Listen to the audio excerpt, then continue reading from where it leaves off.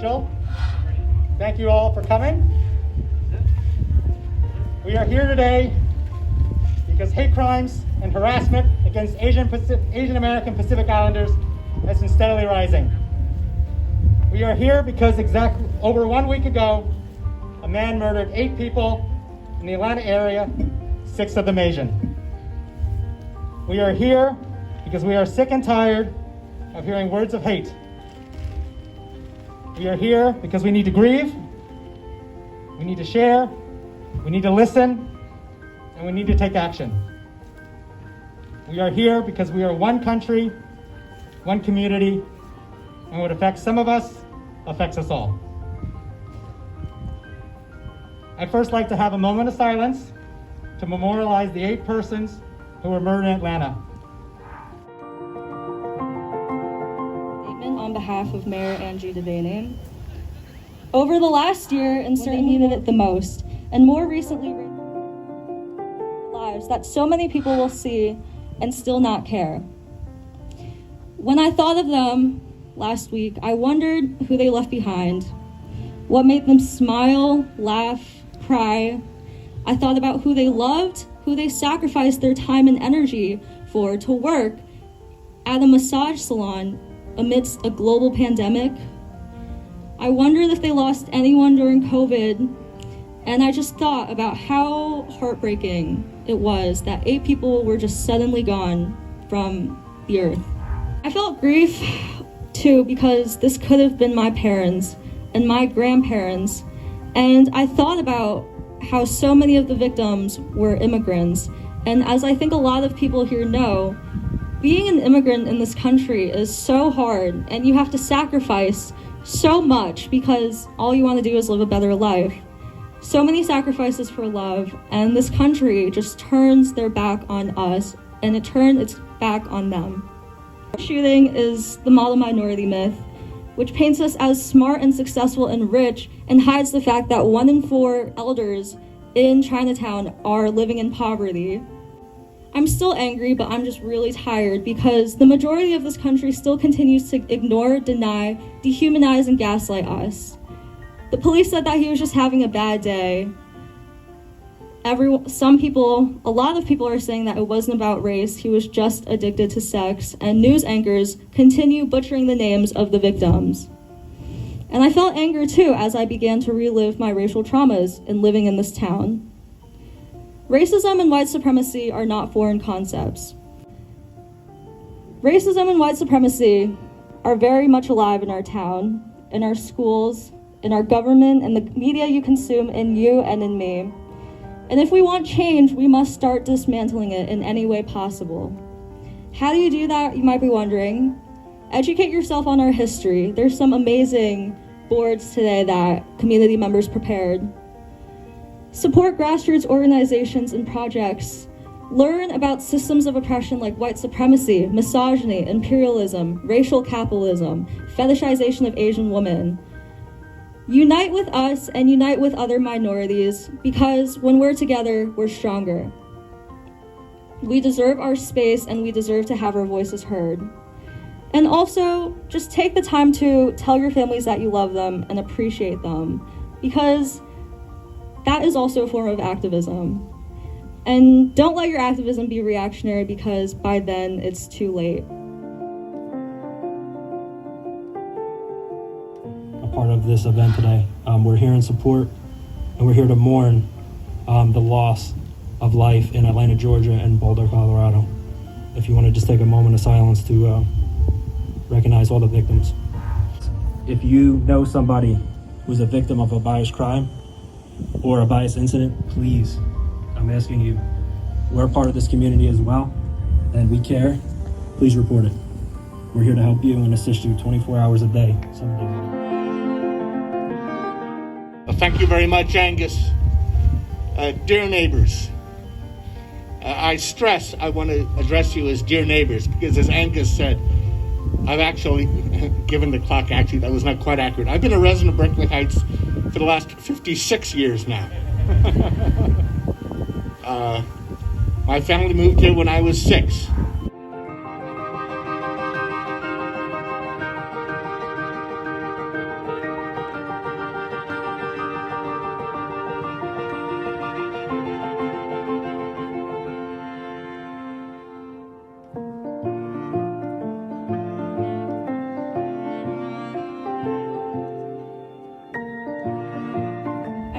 today to stand in solidarity with the Asian community, to condemn the violence, to mourn the loss. It is fitting and proper that we should do this. But we have stood vigil before, we have condemned before, sadly we have mourned before. The harsh experience of repetition has taught us that solidarity, condemnation, and mourning are not enough. Our nation was founded on the noblest of principles. It was conceived in liberty and dedicated to the proposition that all people were equal. Our history has taught us that we have fallen short of that ideal. But our history also teaches us that although we have fallen short of the ideals of liberty, equality, and freedom, the nation is not broken, it is merely unfinished. Time and time again, our history has shown us that we, the people, have the power and responsibility to bend the moral arc of the universe towards justice.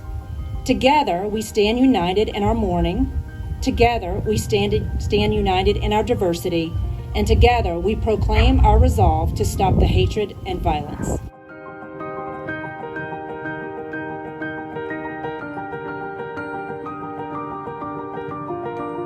And the Union County Advisory Board on the Status of Minorities pledges to help ensure that all Asian Americans feel safe and supported, and to speak up against all forms of hate, attacks, and stereotyping.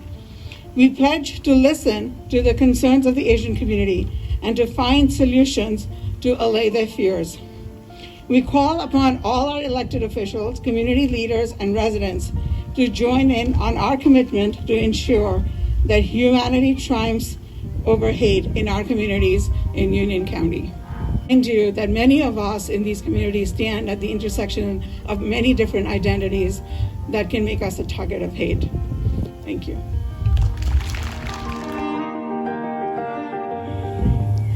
My name is Mei Ching Huang, and as a Taiwanese American female living in the United States, I'm tired. It's a mental exhaustion that's been hurting me for so many years, deep in the back of my mind. It rages behind the mask I wear to school every day, barely concealed as I solve for X and answer questions about American literature.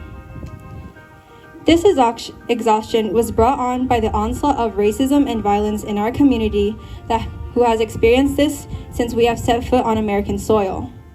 But even though that was more than 100 years ago, we're still not seen as human. Instead, we're seen as filthy foreigners who brought the Kung flu to the United States. We're seen as the silly Chinese who have heavy accents, regardless of if we're actually Chinese or not. And Asian women, we're seen as men's greatest sexual fantasies, and apparently fantasies that are great enough that it justifies a white man to shoot up a bunch of Asian-run businesses. But you must be thinking, May, it's so silly of you to be so angry and tired of all of these situations. After all, aren't you in high school? There aren't any people shooting up your school because of your race, are they? And in a way, I guess part of that statement is right. My friends and I are in one piece, without any bullet holes, and with our brains intact. We're alive and healthy, so why am I complaining? I'm complaining because the teachers, the administrators, and the culture of my school don't make me feel comfortable. The people of this community did not pay their teachers and administrators to have their child discriminated against.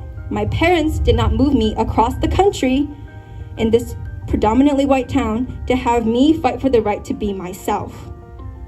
For so long, I have brushed off these microaggressions from my peers and tried to tell them that they were wrong, that not all Asians have good grades, we're not all foreigners, and that not all of us make 6 figures a year, despite statistics saying that Asians are the highest paid minority. There is a disease at GL. It dirties our halls, our gyms, our classrooms. It spoils the air in the cafeteria and crumbles the ground in our parking lots. And that disease is ignorance. Why do I have to educate my peers? Why am I left with the burden of telling them that racial stereotypes are harmful and untrue? Why do I have to deal with their laughter when they tell me that I'm being too uptight, too dramatic, as I become upset with their discrimination? Why are my peers and my teachers tolerating this kind of discrimination that I face? that my Asian friends face, that my Black friends face, that my LGBTQ friends face, that every minority faces? Shouldn't these be the things that parents teach their child at home? Shouldn't these be the things that they learn at school? Shouldn't they have learned before that these actions are hurtful and wrong?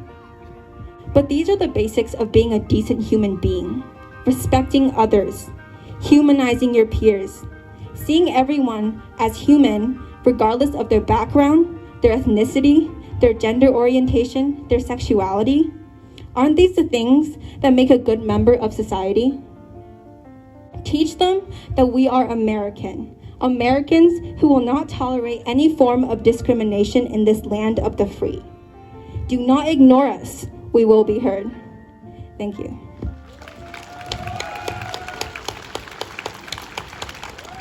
Saying one thing, but after hearing Katie and hearing May, all of us here and all of us in this community, we have a responsibility. We need to fix this. We need to fix this now. It is 2021. We are all here and we have survived COVID. We have a responsibility to these children. We have a responsibility to our community. We have to do better. We have to listen. We have to educate, and we have to embrace one another. If we don't do that, we're not going to be better. Some of us came to this community for the schools here. It is time to roll up our sleeves. It is time to have these uncomfortable conversations, and it's time to do better. We have to do better. If we don't do better, we are going to be those people on the news. We're not going to be what we were in 2012, number 6 greatest town to live in America. We got to do better, and we got to do it now. Thank you.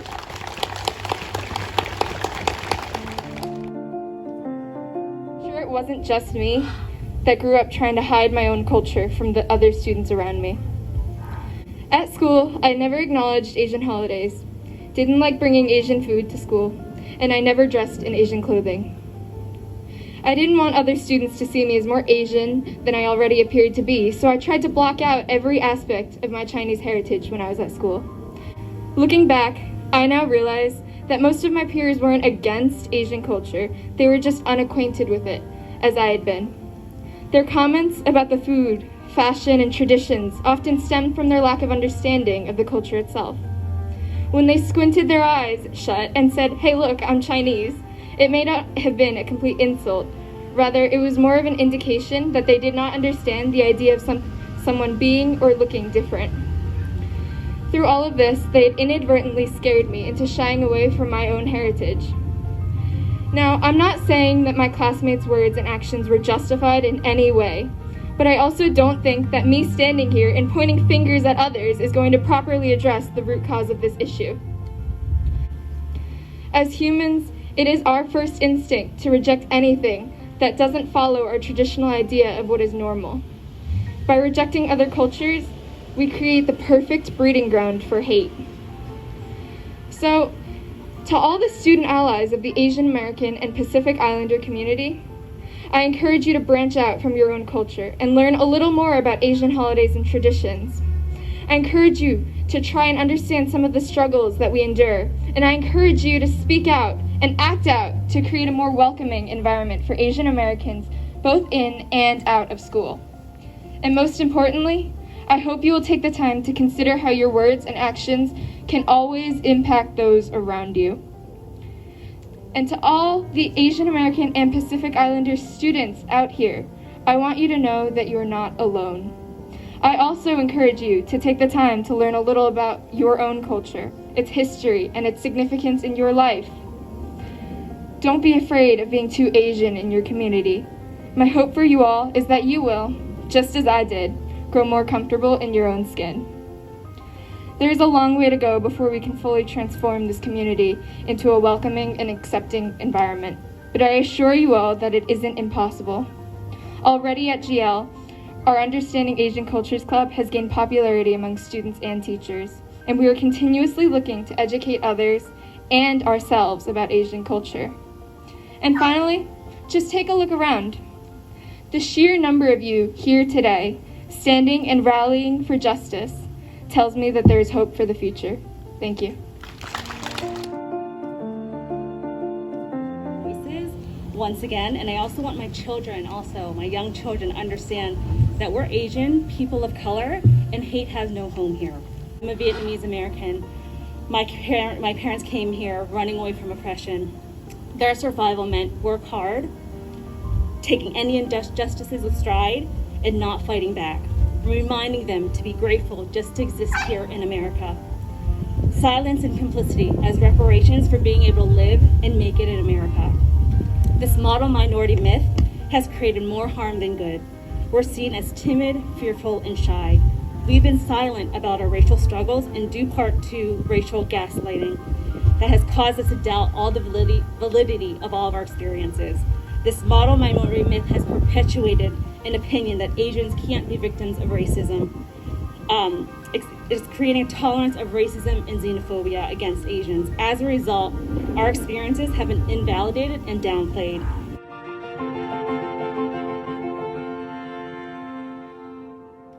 My story, my words, and my feelings matter and have significance.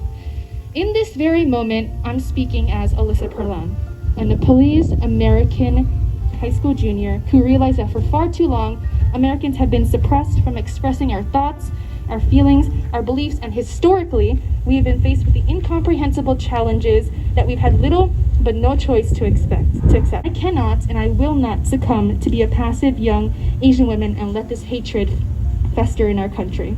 So even if I stutter today or fall flat on my face, I'll be relieved that at least I was able to express myself today. It's been 3 years since I moved to Berkeley Heights from New York City, and going into freshman year as the new Asian girl, I knew that making new friends in a predominantly white school wasn't going to be a walk in the park. And sure enough, my first few friends were like me. They were Asian, we were in the same honors classes, we had lunch together, and we created a bond and a friendship that to this day I cherish. But we didn't feel like we had a voice, nor did we feel accurately represented. I refused to stay silent, and I will gladly give anything and everything to support and encourage those who have not been able to express themselves. It is time for us to come together, to unite, and to join hands to stop Asian hate. Understand that the first step is the hardest, but to everyone here, you're already way ahead of the game. Raising awareness, spreading information, standing together, and being unapologetically you. I have undeniably experienced racist and discriminatory aggressions during my 3 years at Governor Livingston, but within the past school year alone, there have been efforts that have been taken to change the culture that have been largely positive. As part of the Diversity Committee and the Understanding Asian Cultures Club, there have already been significant improvements in the celebration of identity and teaching on different cultures and communities. Students from a plethora of races and backgrounds come together in meetings, events, and activities to make a collective effort. Teachers and staff and the Board of Education have been there to support us as well. And I'm proud to be part of this movement to change the culture, and proud of allies who are making the active effort to learn and be educated. Every day, every meeting, every event, we are taking a step closer to unity. But the thing is, this effort must be sustained. It cannot be treated as a trend or just blow up temporarily as a hashtag on social media, only for it to return to a topic that's never discussed again. It's been realized that preventing racism, prejudice, stereotypes requires a diverse and inclusive education from the early age. And representation of minorities in books, celebrating different heritages, they're all actions that have been taken so far in Berkeley Heights. But we need more. So I stand before you today with a heavy heart, but with confidence. I'm proud to see so many people here to stand with Asian Americans and Pacific Islanders to condemn violence and hatred. Never before have I felt so represented. We will not tolerate hatred, we will continue to fight to be heard, and we will achieve racial equality, and in this very moment, I believe. Thank you. Today, we see it again. The Asian American Pacific Islander community impacted by this. People are shot and people are dead. And we have to step up and recognize it is hate and say it's not okay. To step up to the plate, be part of the solution, and to step up and teach one. When you're in a situation and you see this microaggression, don't let it become a macroaggression. Don't let it become another dead soul. Step up, say something, and join me and say that it's not okay. Thank you. When does a joke cross the line? I say it does as soon as it insults and stereotypes someone else's culture. Explicitly belittling a part of someone's identity is not and should not be acceptable. Now, in my third year at GL, the pandemic has hit. I've seen students shunning Asians due to COVID-19 being a quote-unquote Chinese virus. I've heard claims that the recent spike in anti-Asian sentiment was caused by whites envying how much money Asians make. I've heard about so much evidence of racism and such little evidence of progress. And those were just my experiences in school. Outside of school, I have a distinct memory of an old white couple approaching me while I was alone. I had no clue who these people were, we had never met before, and yet the first thing that came out of their mouths was "Ni hao." Just because of my looks, they immediately assumed I was Chinese. Moreover, they took a step further and acted upon such assumptions. You also ask yourself this: would I step in if I saw others being racist? And would I encourage others to not be a bystander as well? We need change, we do, and we need it now. But if we want change, we must actively denounce racism and help others do the same. Racism is not an individual issue, and likewise, racism cannot be repressed without our combined efforts. Thank you.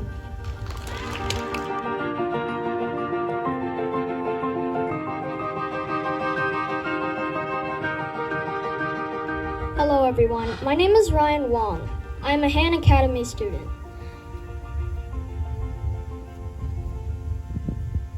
Today I'm going to sing a song for everyone.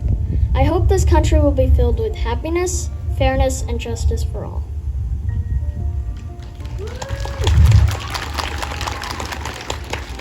This land is your land, this land is my land. From California to the New York Island, from the Redwood Forest to the Gulf Stream waters.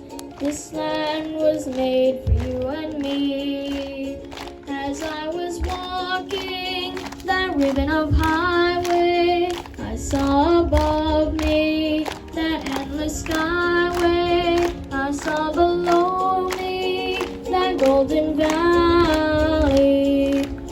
This land was made for you and me. This land is your land, this land is my land. From California to the New York Island, from the Redwood Forest to the Gulf Stream waters. This land was made for you and me.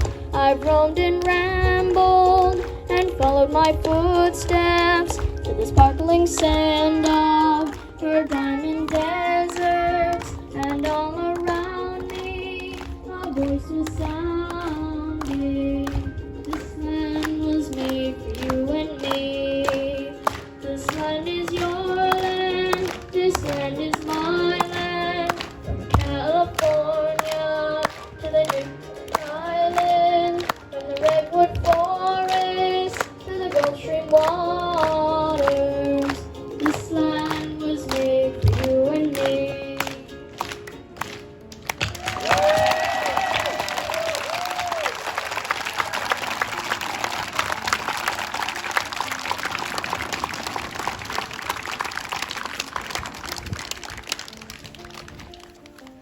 So in closing, I want to thank everyone who came to speak. And by the way, Ryan got his voice coaching and learned the ukulele from Han Academy. So